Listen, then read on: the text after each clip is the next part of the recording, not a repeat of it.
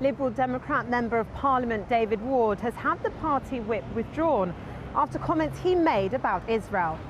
The move comes after a long-running dispute with the party's leadership.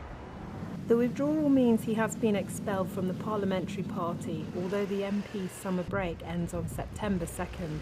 Back in January, Mr. Ward posted comments on his website about the Holocaust and Palestine. He then subsequently posted comments on Twitter.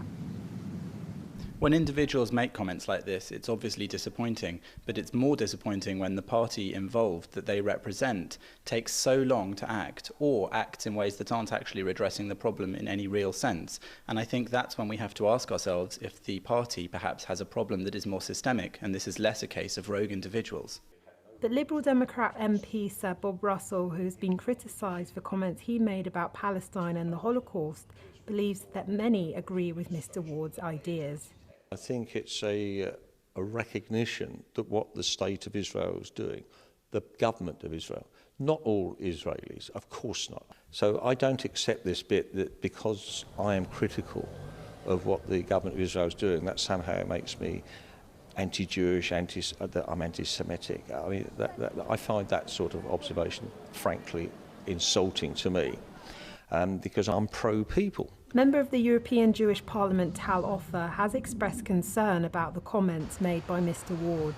I think that he crossed the line a long time ago, and in fact that his party just taken the whip off for 2 weeks in the summer recess, which means that in 2 months he will be back in the Parliament as a Lib Dem MP. It sends a really weak sign and basically encouragement for him to continue to do what he's done in the past. It's unfortunate that so many Liberal Democrats seem to say these things about Israel which end up offending the Jewish community and also people who rightly recognise that their statements about Israel are incorrect. However, Sir Russell believes the actions of the Israeli government are not in line with international law. Israel is in breach of United Nations resolutions, of international law and the Geneva Convention. It's got an appalling track record, and it doesn't do itself any good by carrying on the way it is. Tory MP Robert Halfon disagrees with Sir Russell. He says that Israelis face the threat of terrorism. In terms of UN resolutions, well, there are UN resolutions that peace citizens don't have to suffer from terrorism.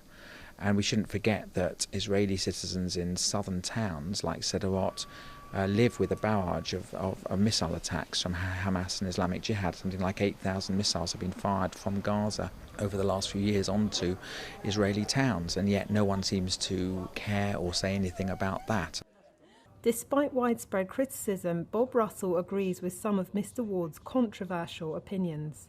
What Israel is doing and has done and is doing, in some respects, not identical, of course not, in some respects is as abhorrent as what happened in apartheid South Africa. It is wrong to call Israel an apartheid state because it isn't. It is the only democracy in the Middle East where all people have the same rights and gender without any kind of discrimination. It has a Supreme Court where judges frequently rule against the government, so that the Palestinians go to the Supreme Court, petition against the Israeli government, and the judges often find in the Palestinians' favour.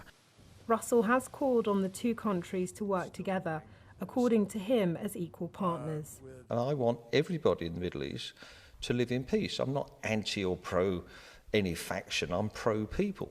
I want to see Israel and Palestine working together. It would be a powerful force for good in the Middle East, and I think would reduce the tensions in that part of the world. Mr. Halfon underlines that Israel has the right to live in peace, and it has worked to achieve this. I would say the actions of Israel, Israel has done everything possible to make peace. It has withdrawn from Gaza without asking for anything in return, and yet it's had more terrorism. It has offered to renegotiate the lands, the administered territories in the West Bank, and so it's done everything it can. But the problem is that Israel faces constant terrorism from Hamas and Islamic Jihad. And people need to remember that Israel is a smaller country than Wales. The Palestinians not only have the administered territories of the West Bank and Gaza, but also in Jordan the majority of people there are Palestinian. I think people need to look at this fairly and say, well, yes, we should have peace, but Israel has the right not to suffer from terrorism as well. No doubt the international community will keep a close eye on these issues as Israeli-Palestinian peace talks resume. Here in the UK, Mr Ward's suspension expires on September 14th, the first day of the Liberal Democrats' annual conference in Glasgow. Despite Mr Ward's suspension, organisations like the Board of Deputies of British Jews believe it is too little, too late.